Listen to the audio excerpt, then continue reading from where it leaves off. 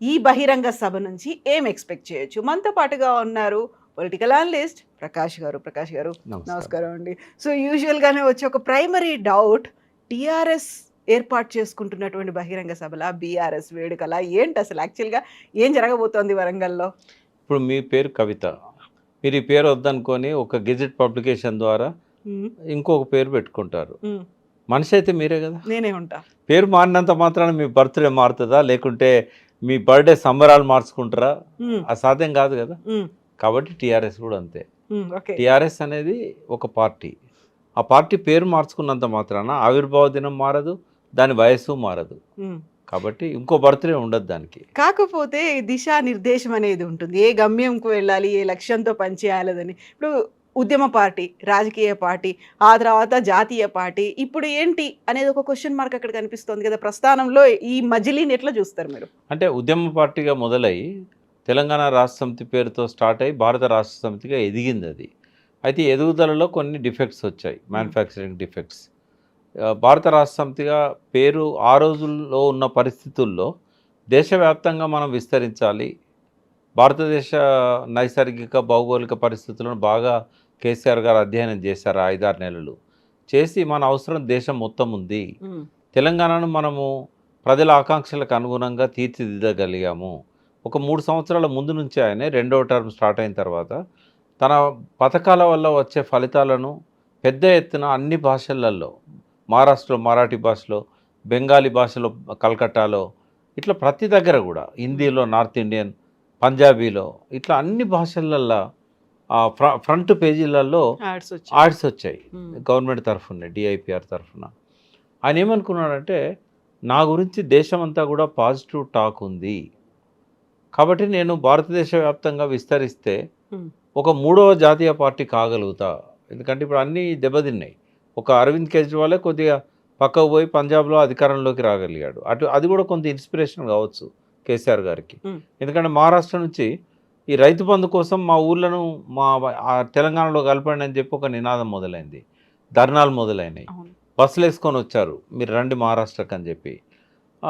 పక్కనున్న వాళ్ళు మహారాష్ట్రలో అద్భుతం జరుగుతుంది. మనం పోతే అధికారం వస్తది మనకని. పంజాబ్‌లో గదా అరవింద్ కేజ్రీవాల్‌కి వచ్చినట్టుగా మనకు గూడా బాగుంటది. హ్మ్. ఇంకో రాష్ట్రం మనకు తోడైతది. జాతీయ పార్టీ చేయాలనే ఒక ఆకాంక్ష. కానీ తొందరపాటని నాకు ఇప్పుడు అనిపిచ్చేది. ఆ రోజుల్లో ఏంటంటే ఆయనే నేను మాట్లాడుకున్న సందర్భాలు లేవు. హ్మ్. కనీసము దీని మీద మీ ఒపీనియన్ ఏంది అని కూడా ఎవరు అడగలేదు బీఆర్ఎస్ నుంచి. సరే అప్పుడు అనుకున్నాం మంచే గదా! అన్నీ వాళ్ళేదో ప్రయత్నాలు చేస్తున్నారు. కొంత ఉండొచ్చు లేకుండా ఎందుకు పెడతారు జాతీయ పార్టీ. ఆంధ్రలో గానీ, పక్కనున్న రాష్ట్రాల్లో గానీ కొంత చేసుకొని ఉంటారు గ్రౌండ్ వర్క్ అని అనుకున్నాం. కానీ వాస్తవంగా ఏ గ్రౌండ్ వర్క్ చేయకుండా ఒక్క మహారాష్ట్రలో వచ్చిన స్పందనను పట్టుకొని భారత రాష్ట్ర సమితిని పెట్టేశాడు. హ్మ్. అది ఇప్పుడు అనుభవంలో తేలిందేందంటే తప్పుడు నిర్ణయం అని. ఆ తర్వాత ఎలక్షన్స్ రిజల్ట్స్ వచ్చిన తర్వాత ఒక్కసారి కూడా ఇటు అస్సాం కావచ్చు, ఆంధ్రప్రదేశ్ కావచ్చు, మీరన్నట్టుగా మహారాష్ట్ర ఎక్కడి నుంచి కూడా అక్కడ ప్రతినిధులు అక్కడ ఉన్నటువంటి అధ్యక్షులు వచ్చి మాట్లాడలేదు. ఈయన కూడా వెళ్లి వాళ్ళని కలవలేదు కదా! అంటే వాళ్ళు ఎన్నో సార్లు ఫోన్‌లు చేశారని చెప్పారు. నేను గూడా మహారాష్ట్రలో ఉన్న ఈ బీఆర్ఎస్ టీమ్ లీడర్‌లతోని సంబంధం ఉండే నాకు. ఎందుకంటే అప్పుడు మీటింగ్స్ పెట్టినప్పుడు నేను పోయినాను పరిశీలించుదామని. హ్మ్. తర్వాత నేను జాతీయ ఈ నదుల మీద నేను అధ్యక్షునిగా ఉన్నా కాబట్టి ఫ్రీక్వెంట్‌గా నేను మహారాష్ట్ర అన్ని అన్ని రాష్ట్రాలు తిరుగుతా ఉంటా. అయితే వాళ్ళు నాకు ఫోన్‌లు చేసి కంప్లెయింట్ చేశారు. హ్మ్. సార్ ఎలక్షన్ రిజల్ట్స్ వచ్చి ఓడిపోయిన తర్వాత మా ఫోన్‌లు ఎవరు ఎత్తట్లేదు. మరి మేము ఉండాలనా? మేము పోవాలనా? మాకు హ్మ్. కనీసం ఒక డైరెక్షన్ కూడా ఇస్తలేరు. అది పెద్ద తప్పమ్మా. ఇప్పుడు భారత రాష్ట్ర సమితిగా కొనసాగాలనుకుంటే, వాళ్ళకు ఇక్కడ ఓడిపోయిన మరుక్షణం హ్మ్. మహారాష్ట్ర పోయి కూర్చోవాల్సుండే. అక్కడ ఎలక్షన్‌లకు సన్నద్ధం చేయాల్సుండే. అవును. టికెట్లు ఇవ్వాల్సుండే. చాలామంది నమ్మి వచ్చారు గదా! అదేం చేయకపోగా వాళ్ళకో డైరెక్షన్ ఇయ్యకపోతే, మొత్తం అందరూ మళ్ళా వేరు వేరు పార్టీలలోకి పోయిన్లు, పోటీలు చేశారు. కొందరికి డిపాజిట్లు వచ్చినాయి, కొందరికి రాలేదు. సో, ఎటు కాకుండా అనాథలైపోయారు వాళ్ళు. అది అది ఆ రకమైన ప్రవర్తన అది ఉంది టీఆర్ఎస్‌లో మొదటి హ్మ్. నుంచి కూడా. మహారాష్ట్రలో నాకు గుర్తున్నంత వరకు స్థానిక సంస్థల ఎన్నికల్లో పార్టిసిపేట్ చేశారు. ఒక గ్రామానికి సర్పంచ్ కూడా టీఆర్ఎస్ తరఫున వచ్చారు అనేది అప్పుడు చాలా ఘనంగా చెప్పుకున్నారు. అదొక వార్త. కానీ మంచి పునాది పడ్డదమ్మా. హ్మ్. కేసీఆర్ గారు మామూలుగా చేయలే. ఇటు సాంగ్లీకి పోయాడు, అటు ఔరంగాబాద్ పోయాడు, నాందేడు, అవును. ఇటు పక్కన మళ్ళా నాగపూర్ పోయాడు. అంటే ఆడ కొన్నారు గదా! ఆఫీసులు కొన్నారు. అవును. ఆ! అయితే కంటిన్యూ చేయాల్సి ఉండే. అవును. కనీసం మహారాష్ట్ర వరకైనా వీళ్ళని మళ్ళీ నిలబెట్టి వాళ్ళకి కొంత ఫండింగ్ ఇచ్చి అధికారికంగానే నిలబెట్టుకోవాల్సి ఉండే. బహుశా ఎప్పుడైతే ఆ ఓటమి వచ్చిందో, జనరల్‌గా ఓటమి వచ్చిన తర్వాత సమీక్ష చేయడం అనేది కేసీఆర్‌లో ఉండదు. ఆయన ఆలోచనలలో అది ఉండదు. ఆయనకాయనే అనుకుంటాడు కారణాలు ఏంటని, దగ్గర వాళ్ళతో మాట్లాడుకుంటాడు. ఎంక్వైరీ చేయండి అని తెలుసుకోమని చెప్తాడు. ఇంకా దాన్ని వదిలేస్తాడు అంతటితోని. హ్మ్. సో, అది ఆ రకంగా మహారాష్ట్ర అనాథైపోయింది. ఇంకా తర్వాత కాలంలో ఆయన ఎక్కువగా విస్తరించడానికి చేసిన ప్రయత్నాలు ఏమీ లేవు. జాతీయ స్థాయిలో ఆయన ఒకవేళ ఎంపీగా తనే పోటీ చేసి గెలిచి సిద్దిపేట నియోజకవర్గం నుంచి వెంకటరామరెడ్డి టికెట్ ఇచ్చే బదులు ఆయనే పోటీ చేసి గెలిచి హ్మ్. ఎమ్మెల్యేకి రిజైన్ చేసి ఉంటే, ప్రతిపక్ష నాయకత్వం మన కేటీఆర్ గారికి ఇచ్చి ఉంటే డెఫినెట్గా ఏంటంటే మళ్ళీ దేశవ్యాప్తంగా ఆయన ఉన్న వాక్చాతుర్యము, దేశవ్యాప్తంగా ఉన్న పరిస్థితుల పట్ల ఆయనకున్న అవగాహన, ఆయన ఒక జాతీయ నాయకునిగా ఎదిగేవాడు. ఆ! బట్ రాష్ట్రంలో అధికారం కోల్పోయినప్పుడు లాలూ ప్రసాద్ కానీ, మమతా బెనర్జీ కానీ, మన మాయావతి కానీ, మమత కానీ, తర్వాత ములాయం సింగ్ యాదవ్ కానీ, వాళ్ళందరూ పార్లమెంట్కి వచ్చి హ్మ్. పార్లమెంట్ ద్వారా మళ్ళీ వాళ్ళ ప్రతిభను చాటుకున్నారు. బట్ అది తీసుకోలేదు కేసీఆర్ గారు. హ్మ్. నేను కూడా ఎన్నోసార్లు మీడియాలో చెప్పాను.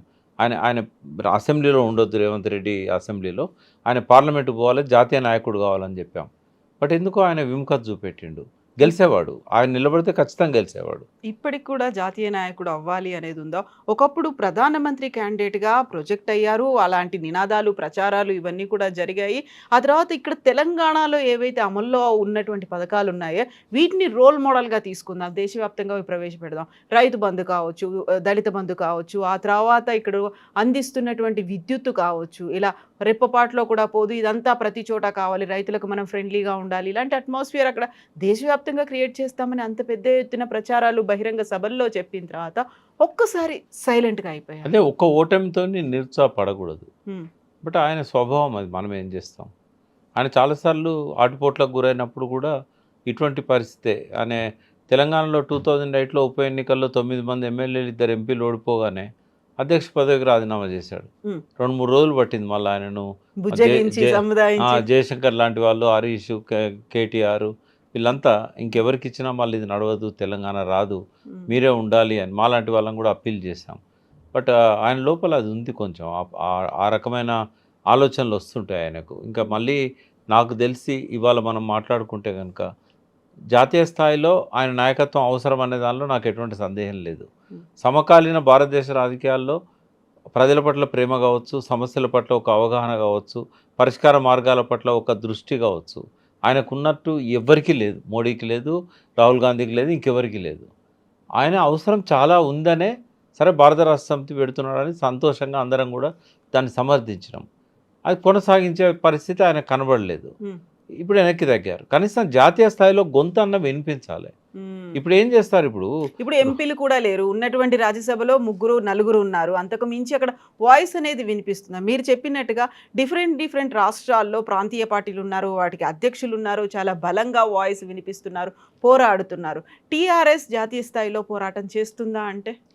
జాతీయ స్థాయిలో పోరాటం చేయడానికి లోక్‌సభలో ఎవరు లేరు.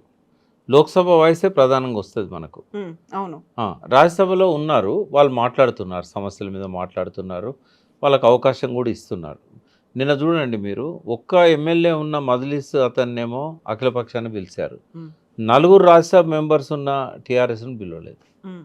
తినలా అఖిలపక్షం పిలిచినప్పుడు ఒక మినిమమ్. ఐదుగురు ఉన్న పార్టీకి అవకాశం ఇస్తారు. నలుగురు ఉన్నారు కదా! మరి ఓవైసీకి ఎందుకు ఇచ్చినట్టు? హ్మ్. వాళ్ళకెందుకు ఇయ్యనట్టు? సరే పక్కకు పెట్టేస్తున్నారు వాళ్ళు. అక్కడ ముస్లిం వాయిస్ కావాలి అనుకున్నారేమో. అట్లా చూడొద్దు కదా! పార్టీ అన్నప్పుడు పార్టీ. హ్మ్. మరి ఆయన పిలిచినప్పుడు వాళ్ళని కూడా పిలవాల్సి ఉండే. వాళ్ళేమన్నా వ్యతిరేకిస్తాన్లా? బ్లాంక్ చెక్ ఇచ్చారు.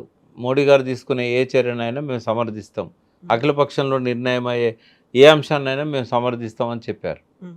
అంటే పిలవాల్సి ఉండే మర్యాద కోసం. కొన్ని రూల్స్ అప్పుడప్పుడు ఎట్లయితే ఓవైసీ కోసం ఎగ్జామ్ట్ చేశారో, బీఆర్ఎస్ కోసం కూడా చేయాల్సి ఉండే. ఇప్పటికైనా అమ్మ, రేపు రాజ్యసభకి ఏమన్నా ఇప్పుడు సురేష్ రెడ్డి గారిది అయిపోతున్నది. హ్మ్. అట్లాంటి అవకాశం వచ్చినప్పుడు కేసీఆర్ గారు ఖచ్చితంగా రాజ్యసభ ద్వారానైనా జాతీయ స్థాయికి వెళ్ళాలి. ఈ రోజు తిట్లు తినుకుంటా రేవంత్ రెడ్డి అసెంబ్లీలో ఉండాల్సిన అవసరం లేదు కేసీఆర్ గారికి. ఇప్పుడు అలాంటి అనౌన్స్‌మెంట్ కానీ కనీసం అలాంటి ఆలోచన ఏదైనా చేస్తున్నారా? నేను మళ్ళీ జాతీయ రాజకీయాల్లోకి వెళ్ళాలి, ఢిల్లీకి ఆయనే వెళ్ళాలి. కాదు ఎందుకో చక్రం తిప్పకపోయినా పర్లేదు. అందరిని వాయిస్ ఏకం ఉండాలి చేయకపోతే కదా! ఆ! వాయిస్ ఉండాలి కదా! అటువంటిదేం కనబడతలేదు. మెదక్‌లోనే ఆయనే మన సిద్దిపేట నుంచే వెంకటరామరెడ్డి బదులు ఆయనే ఉంటే గనుక అవకాశం వచ్చేది. హ్మ్. ఇప్పటికైనా రాజ్యసభ పోవడం మంచిదని నాలాంటి వాడి అభిప్రాయం. రెండవది ఇప్పుడు సభలో చాలామంది చాలా ఎక్స్‌పెక్ట్ చేస్తున్నారు. అయితే టీఆర్ఎస్‌కు కలిగే ప్రయోజనం ఏంది అనే దాని మీద మాట్లాడదాం. సరే నేనైతే టీఆర్ఎస్ అనే చెప్తుంటా. అది బీఆర్ఎస్ అయినా కూడా ఎప్పుడు కూడా మీ నాకు మీరు ఆ వ్యవస్థాపక దాంట్లో మెంబర్‌గా ఉన్నారు. బీఆర్ఎస్ దాంట్లో మీ ప్రాతినిధ్యం లేదు. పెద్దగా లేదు జీరో. కాబట్టి. జీరో. అయితే టీఆర్ఎస్, బీఆర్ఎస్ అయినా ఇవాళ ఈ సభ వాళ్ళకి చాలా అవసరం. హ్మ్. ఎందుకు అవసరము అనంటే పార్లమెంట్ ఎలక్షన్‌లో 0 అయింది. ఓట్ల శాతం కూడా 15 పడిపోయింది.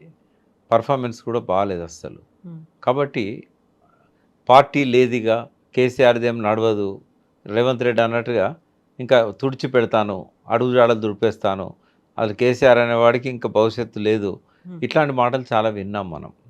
బట్ అది తప్పు అనేది ఈ సమాజానికి ఒక సందేశం ఈ సభ హ్మ్. ద్వారా ఇవ్వబోతున్నారు. ఒకటి జనప్రదర్శన. నేను ఖచ్చితంగా నమ్ముతున్నా గతంలో పెద్ద బహిరంగ సభలన్నీ నేను చూశాను హ్మ్. 25 సంవత్సరాల్లో.